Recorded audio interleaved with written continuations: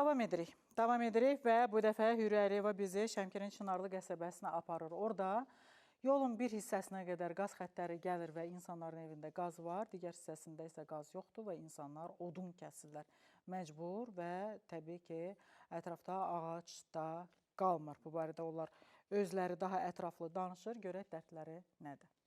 Günümüz gündə bax, belədir, odun yarmaq, otaqlarımız olub qapqara.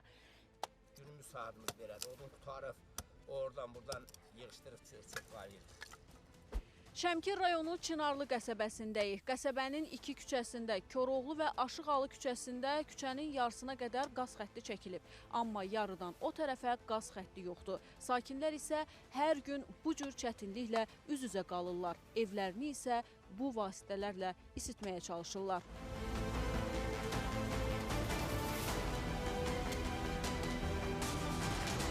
Odunumuz yoxdur, istiliyimiz yoxdur.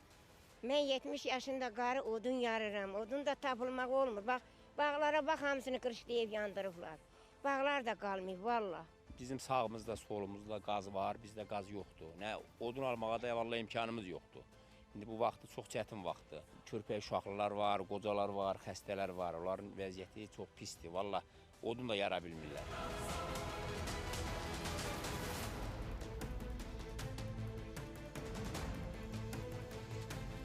Onkoloji xəstəyəm, nə odun yara bilirəm, nə 220 manat pul alıram ayda. O heç mənim odunumu diləmir, heç odunu yardırmağımı diləmir. Körpə də uşaqlarım var, 2 dənə. Az qala 10 ildir ki, burada yaşayıram. Buranı da bir 30 ildir veriblər. Qazımız, zadımız yoxdur. Hələ işığımız lap közərirdi, indi biraz düzəlibdir, çəkirlər. Təzəlliyə sağ olsunlar. Tazı qaz dərindən problem çəkilir. Məhəllədə odun ocaq da qalıb. Hamısını doğrayırıq, yandırırıq. Belə-belə nəzik şeylərdir.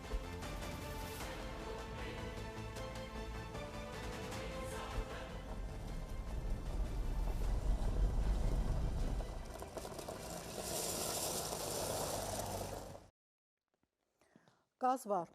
Orada qaz var, yarıya qədər gəlir, daha sonra dayanır. Demək, bundan bağlı Hürriyə Əliyeva Azəriqazın mətbuat xidmətindən danışıb. Oradan Eldəniz Vəliyev bildirib ki, bəli, burada qaz gətirib çəkilə bilər, amma indi yox. Biraz gözləmək lazımdır. Yəni, yolun yarısına qədər Azəriqaz gətirib, ondan sonra hələ gətirməyib.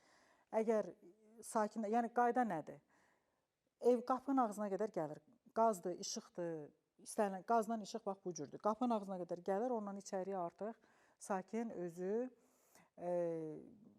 hansı podriadçı şirkəti dəvət edir. Adətən elə bir podriadçı şirkət gəlir, bütün məhləni işləyir və ona pulu ödür.